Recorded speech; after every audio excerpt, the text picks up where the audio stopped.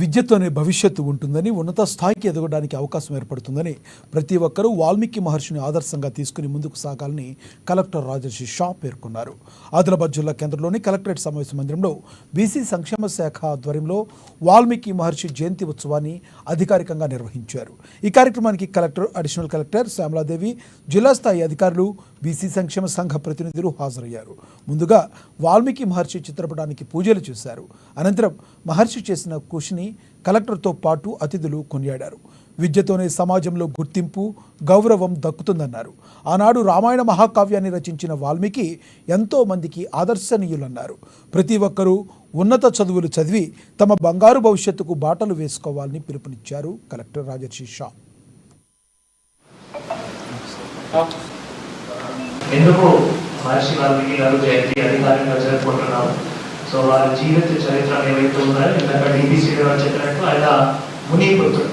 So అప్పటి నుంచి మరి ఆయన అడవిలో ఉండి ఒక సాహిత్యంలో, అంటే అప్పుడు ఉన్న టైంలో ఒక మంచి సాహిత్యం అప్పుడు రచన చేయడం జరిగింది. సో ఆ సాహిత్యం గురించి మన అందరికీ తెలుసు. సో రామాయణం ఏవైతే సాహిత్యం ఉన్నాయో వాటికి వారే రచయిత ఉన్నారు. ఆ సాహిత్యం మళ్ళీ ఇప్పుడు ప్రతి ఒక్క ఎడ్యుకేషన్ కరికులం కూడా ఉంటుంది. రామాయణం సంబంధించిన ఏవైతే ఐడియల్స్ ఉన్నాయో ఆ ఐడియల్స్ ప్రతి ఒక్క ఎడ్యుకేషన్ కరికులం, అంటే ఏమైనా కావచ్చు, సెంట్రల్ బోర్డు కావచ్చు, స్టేట్ బోర్డు కావచ్చు, ఏమైనా బోర్డు కావచ్చు, తప్పకుండా రామాయణం సంబంధించిన ఏవైతే మేజర్ ఐడియల్స్ ఉంటాయో అవి తప్పకుండా ప్రతి ఒక్క బుక్ లో కూడా ఉంటుంది. సో మనం ఏం అంటే ఒక స్ఫూర్తి ఏం తీసుకోవాలి అంటే, ఆయన ఆ టైంలో ఉండేటప్పుడు విద్యాపరంగా అంతా కృషి చేశారు. విద్యాపరంగా ఒక స్ఫూర్తి తీసుకొని రావడం జరిగింది.